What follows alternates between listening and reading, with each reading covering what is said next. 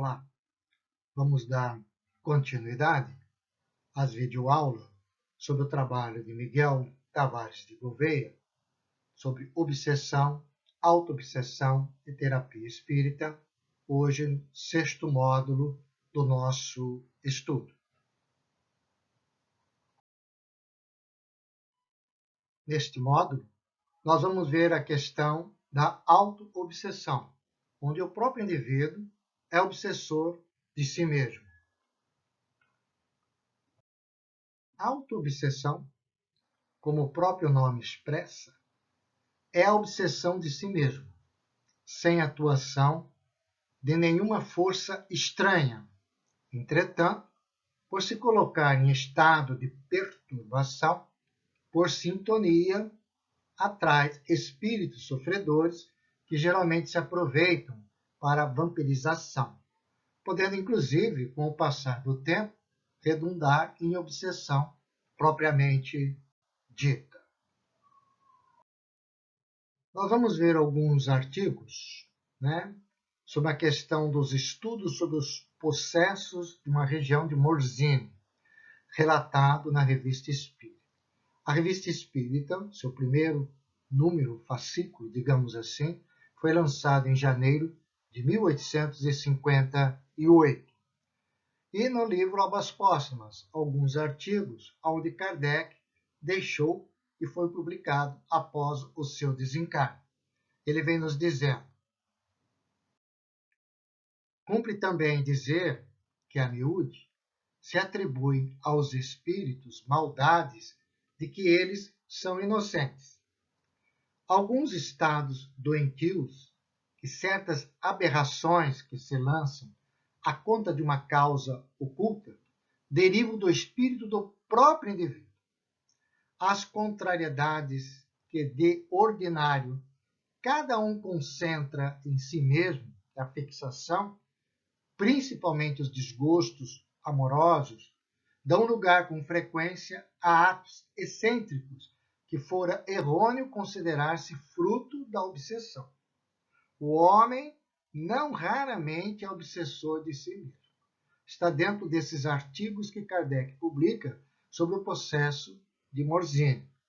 Então, nós vamos ver que Allan Kardec analisa a miúde, por assim dizer, de que nem todos aqueles processos eram questões obsessivas no sentido de uma interferência do mundo espiritual para o mundo material.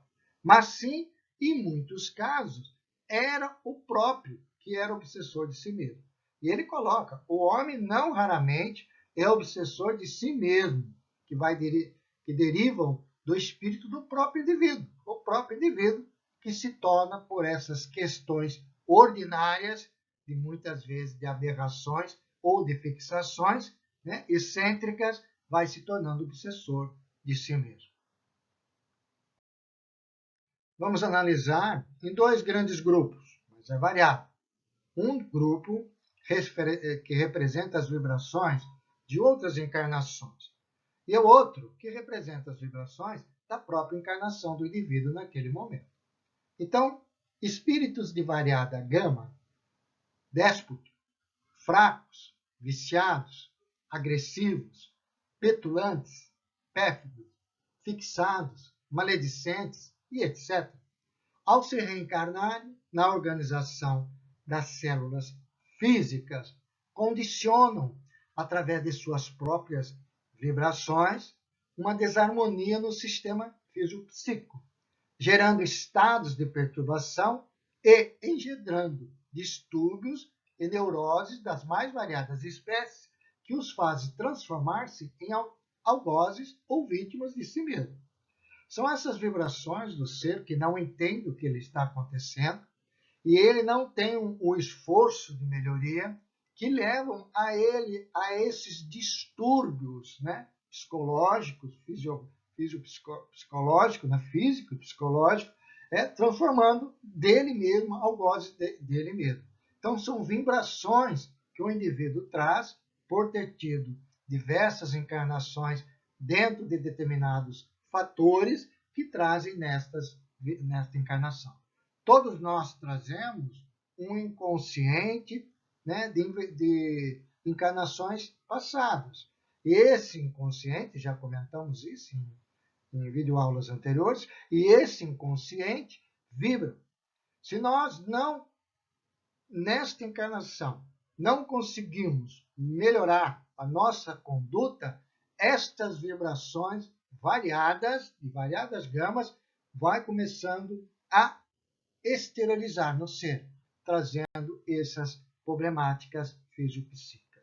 E ele se torna um obsessor de si mesmo. Um outro grupo são as vibrações da encarnação atual, são os nossos hábitos.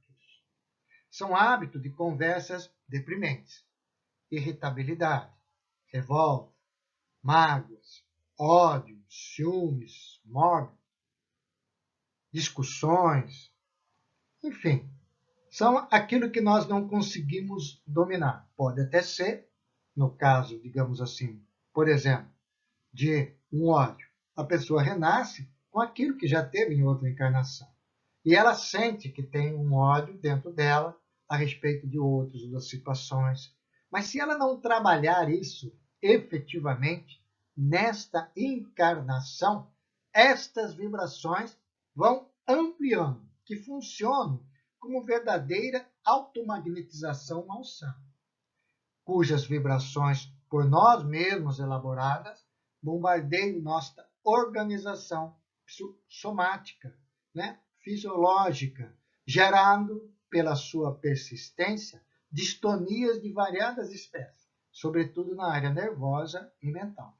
O ser renasce com algumas tendências, renasce com tendências de irritabilidade, mas ele tem que trabalhar, porque se for ampliando essa irritabilidade, ele vai gerando esta magnetização malsã dentro dele, fluidos, né, que vão, na realidade, bombardeando a sua organização somática, organização fisiológica, psíquica. Então, é o ser que não consegue se dominar, que precisa mudar hábitos e não consegue realizar este esforço de mudança de hábitos. Com isto, se torna obsessor de si mesmo. Como vai se desenvolvendo isso? Às vezes muitas pessoas falam, eu tenho uma certa irritabilidade, será que eu vou se tornar um obsessor de mim mesmo? Não, não é assim que se processa. Como é que vai se tornando este processo? Uma das consequências da autoobsessão é o dano à própria saúde do auto-obsidiado. Ele vai chegar um momento que ele vai ficar com uma problemática fisiológica.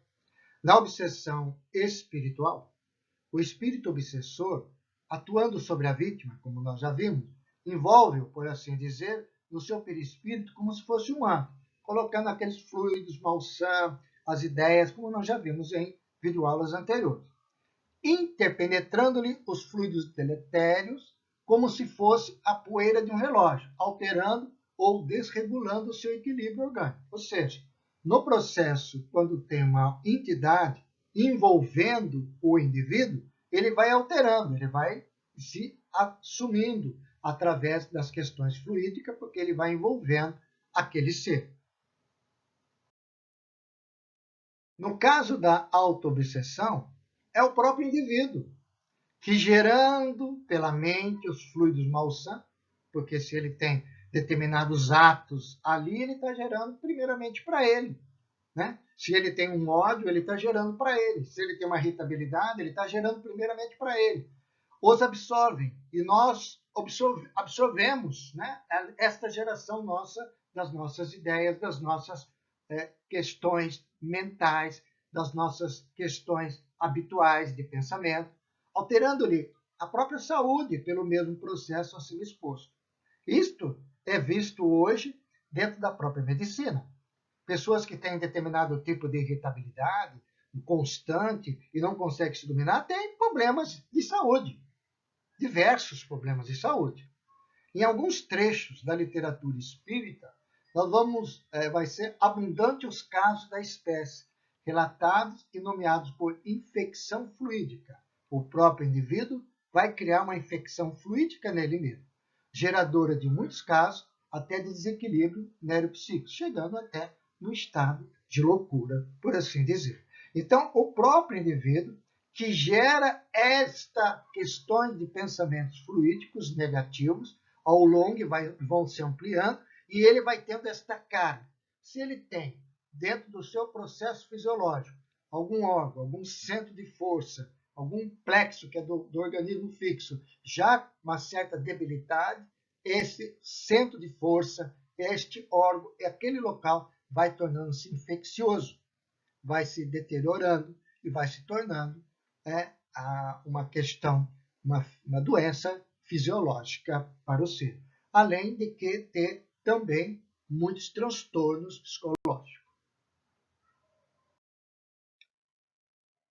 Allan Kardec, na Revista Espírita, que é muito rica os artigos, né? Porque a Revista Espírita foi o grande laboratório de desenvolvimento da doutrina espírita.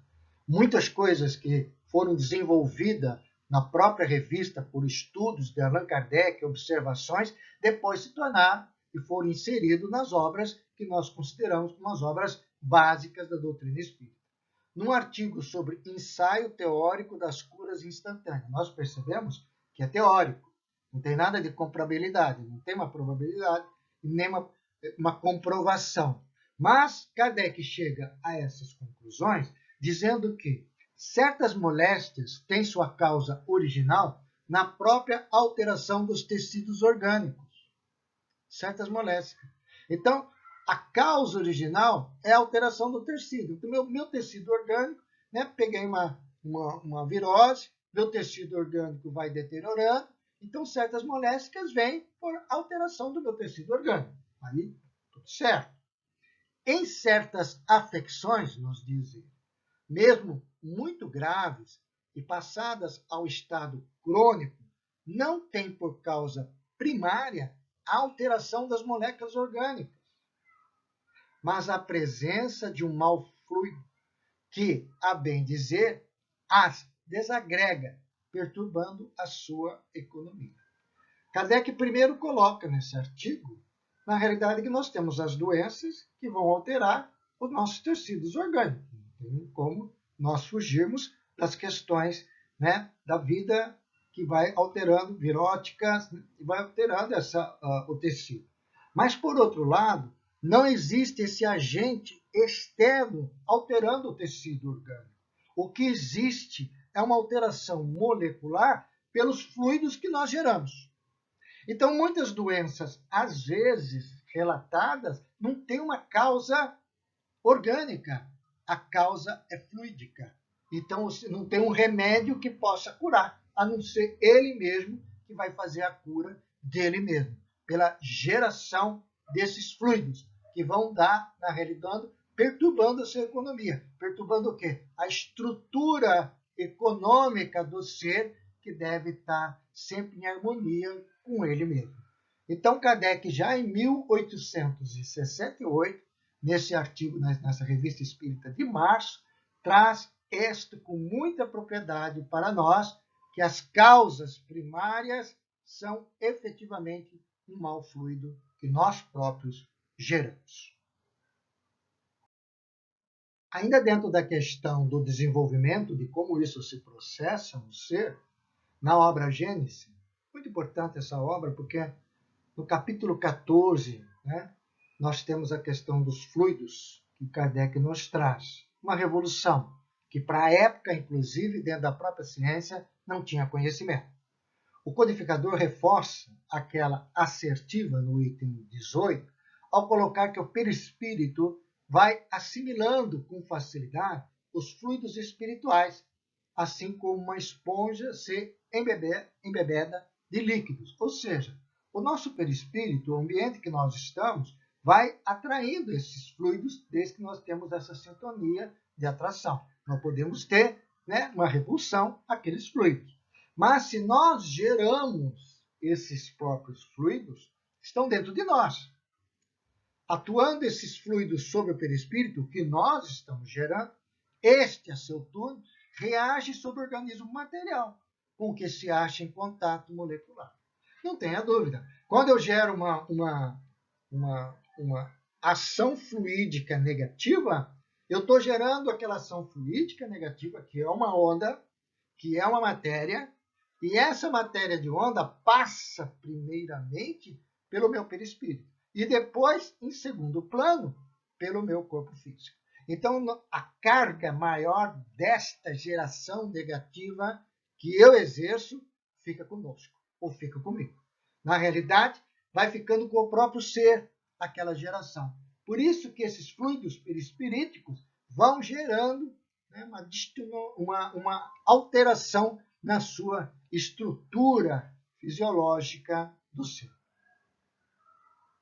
Continua Kardec dentro desse item. Ele diz assim: seus eflúvios, né, seus fluidos, são de boa natureza. Se a gente faz um pensamento bom, uma ação bom, o corpo ressente uma impressão salutar, saudável. Se são maus, a impressão é penosa para nós mesmos. Se são permanentes e enérgicos, os eflúvios maus podem ocasionar desordens físicas. Não é outra a causa de certas enfermidades. Então, o pensamento bom, o ato bom, o esforço de se renovar os nossos hábitos, né, constante, a autoanálise de nós mesmos, né, a mudança que nós nos processamos, tudo isso vão gerando energias positivas, salutares, de boa natureza, e o corpo vai sentindo. Então, se nós temos um determinado tipo de dificuldade fisiológica dentro da nossa estrutura, de alguma forma que já veio mais enfraquecida, com essa geração de energias positivas, nós vamos mantendo aquela estrutura de uma certa harmonia. Agora, se nós geramos estes pensamentos negativos que nós vamos emanar, né, vamos levar esses pensamentos negativos, aquela nossa estrutura que já tem certos tipos de problemática, vão recebendo esses impactos, gerando certas enfermidades dentro de nós, porque nós já estamos ali, nascemos ali com aquela dificuldade fisiológica. Então, dentro desse sentido que existe o desenvolvimento da auto-obsessão.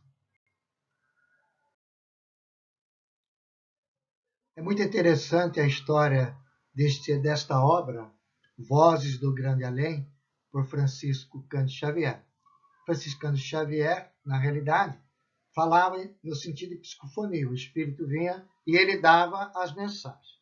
Carlos Pastorino deu a ele, lá do Leopoldo, na época do Leopoldo, está até lá ainda, no museu lá que a Unimed montou, um gravador intenso, grande, daquela época, né, especificamente. Então, as vozes, né, quer dizer, a mensagem, por assim dizer, que Chico dizia, ficava gravada.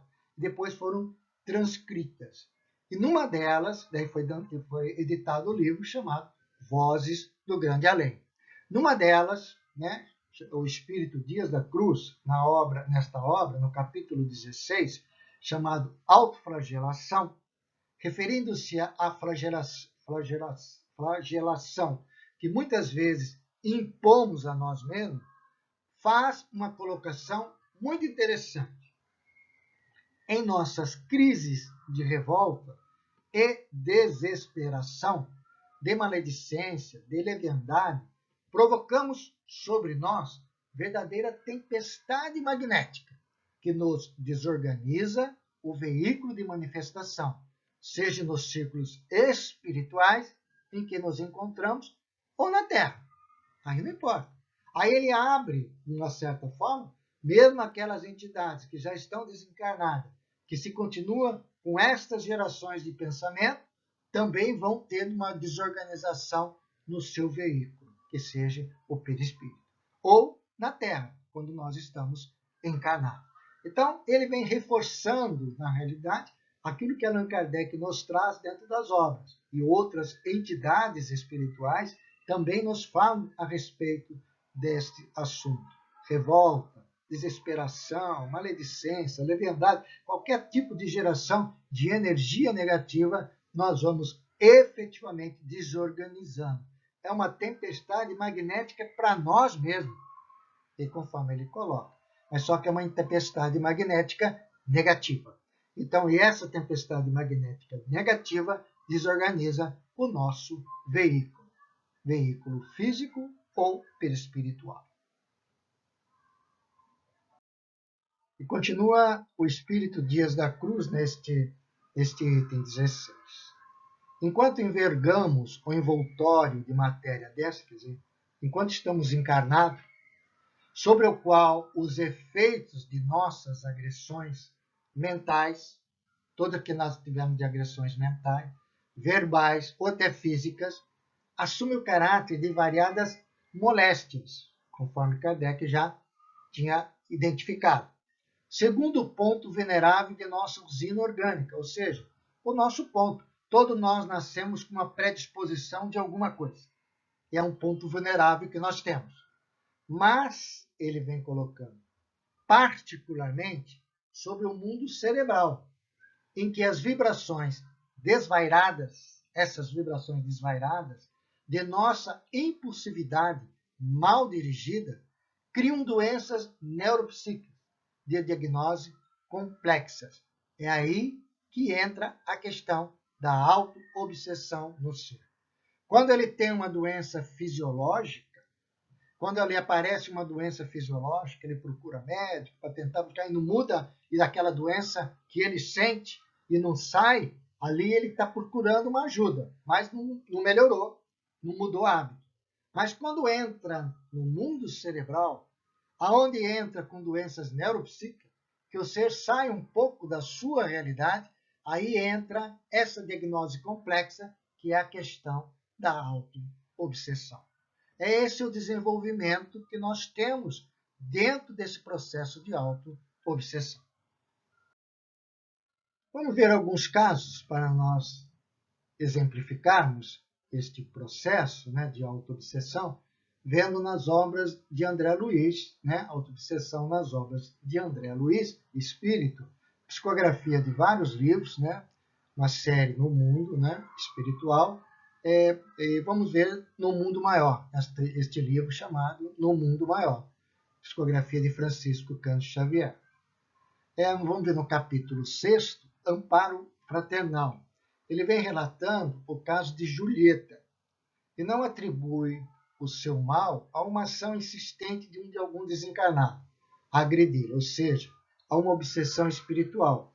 Ilustra ali um caso autêntico de auto-obsessão.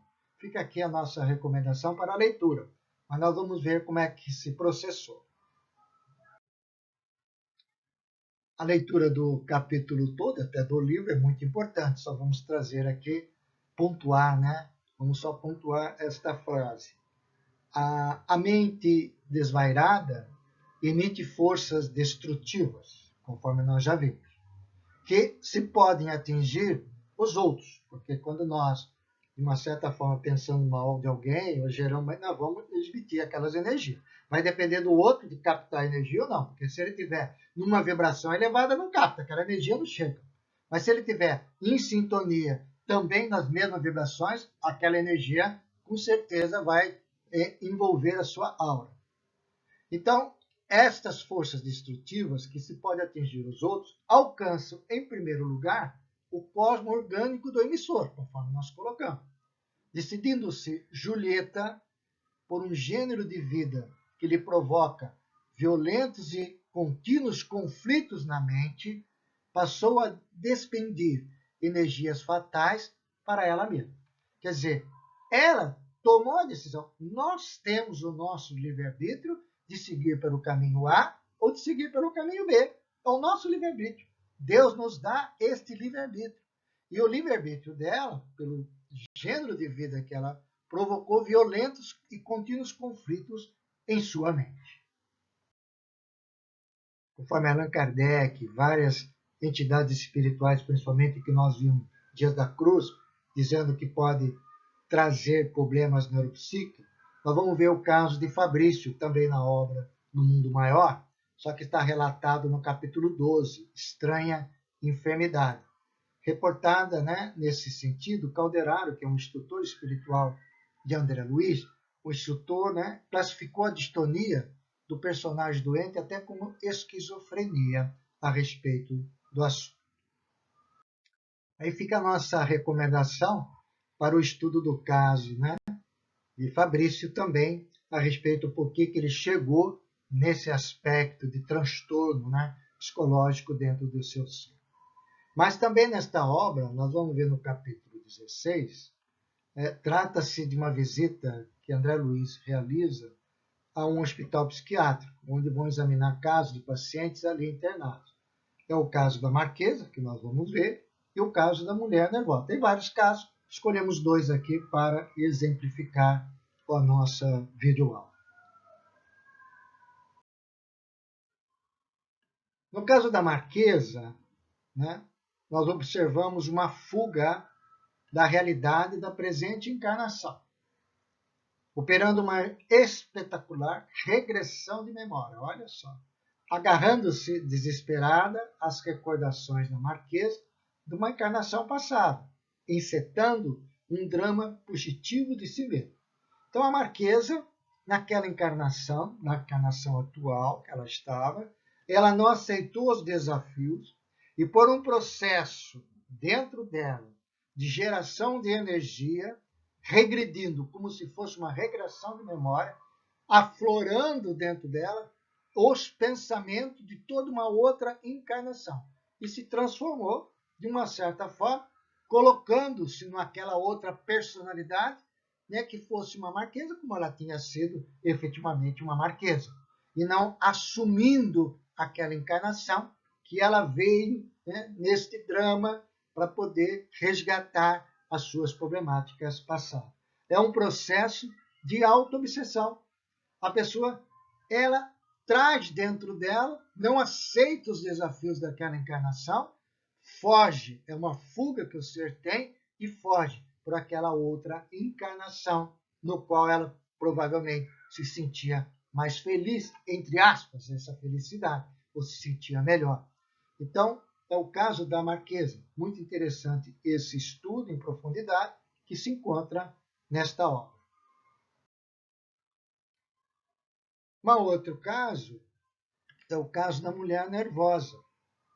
Observa-se uma rebeldia superlativa ante a prova da existência atual. Também muito nervosa para as questões da existência atual. Vai avolumando essas questões nervosas dentro dela, é só de aproximar velhos inimigos do passado, ou seja, não precisava nem ter a influência, só essas questões, por gerações desses fluxos energéticos constantemente raivoso, nervoso, ela criou dentro de si, dentro da sua aura, mecanismo próprio de captação daquelas entidades, desses fluidos daquelas entidades, de velhos inimigos do passado, por intermédio de laços conjugais. Não registra, André Luiz, nenhuma entidade atuando vingativamente no processo, não registra. Trata-se, portanto, também de um caso de autoobsessão. Então, o ser, por uma questão fluídica que ele gera negativa, ele pode criar um ambiente dentro dele, na sua aura, que pode captar, inclusive, as irradiações daquelas entidades de encarnações passadas, no qual está em débito. Então, isso gera, dentro dela, uma questão neuropsíquica também que ficou nesse sentido dentro daquele hospital psiquiátrico. Os casos que aqui relatamos, só para exemplificar a videoaula, requer um estudo aprofundado das obras citadas do capítulo todo, né, a respeito do assunto. Então, nós agradecemos a oportunidade de trazer esta videoaula, a sexta videoaula, sobre o trabalho de Miguel Tavares de Gouveia, obsessão, autoobsessão e terapia espírita. Muita paz a todos.